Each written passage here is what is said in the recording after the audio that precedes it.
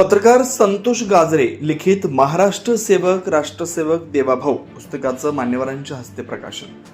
पत्रकार संतोष गाजरे लिखित महाराष्ट्र सेवक राष्ट्रसेवक देवाभाऊ या पुस्तकात मुख्यमंत्री देवेंद्र फडणवीस यांच्या बालपणापासून ते आजपर्यंतच्या जीवन प्रवासातील अनेक महत्त्वपूर्ण घडामोडींचा आढावा घेण्यात आला। या पुस्तकाच्या माध्यमातून वाचकांना देवेंद्र फडणवीस यांना अधिक जवळून समजून घेण्याची संधी मिळेल असा प्रयत्न लेखकाने केला।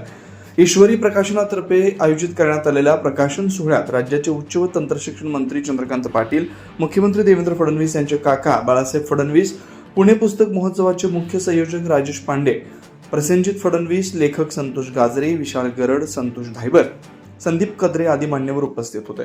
कार्यक्रमाची प्रस्तावना विशाल गरड यांनी केली। लेखक संतोष गाजरे यांनी आभार मानले, तर कार्यक्रमाचं सूत्रसंचालन नीरजा आपटेंनी केलं।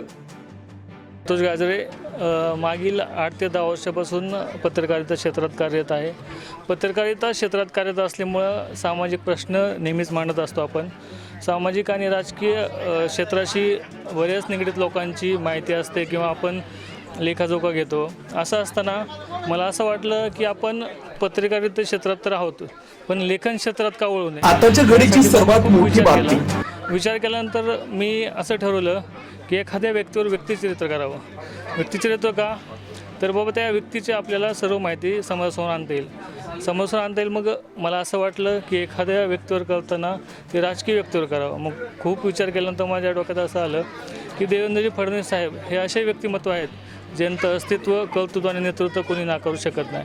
त्यामुळे मी साधारण 1 ते 1.5 वर्षापूर्वी पुस्तक लिहायला घेतलं आणि आज ते स्वप्न साकार होत आहे। आज पुस्तक प्रकाशन सोहळा आपल्या राज्याचे उच्च व तंत्र शिक्षण मंत्री आदरणीय चंद्रकांत पाटील साहेब, त्यानंतर देवेंद्र फडणवीस साहेबांचे सख्खे चुलते बाळासाहेब फडणवीस साहेब, बँक ऑफ महाराष्ट्रचे संचालक प्रसेनजित फडणवीस साहेब, त्यानंतर राज्याचे पांडे साहेब असतील आणि आमचे मित्र लोकव्याख्यानकार विशालजी गरड व तुमच्यासारखे सर्व प्रेम करणाऱ्या मित्र आणि माता भगिनी उपस्थित राहिल्यामुळे आज हे पुस्तक नावारूपाला येत आहे।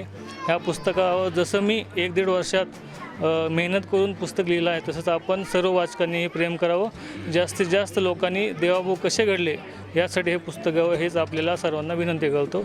धन्यवाद। आज तुमचं पुस्तकाचं प्रकाशन झालेलंच आहे आणि राजेश पांडेंनी त्याची दिली की हे पुस्तक खूप चालेल, खूप गाजेल, त्याच्यासाठी शुभेच्छा। आताच्या घडीची सर्वात मोठी बातमी पत्रकारांचं साहित्य संमेलन घडवून आणायचं आहे, मी त्याच्यावर तुम्ही काय बोलाल? सर्वप्रथम मी राजेजींचे आभार यासाठी मानेल की आपण सर्व पत्रकार आहोत। पत्रकारांच्या समस्या असतील किंवा पत्रकार दिवसरात्र बातमीदारी करतो, कुठलेही पर्वा न करता अनेक साहित्य संमेलन होतात, पण पत्रकारांचं साहित्य संमेलन करायची जबाबदारी राजेजींनी माझ्यावर दिली।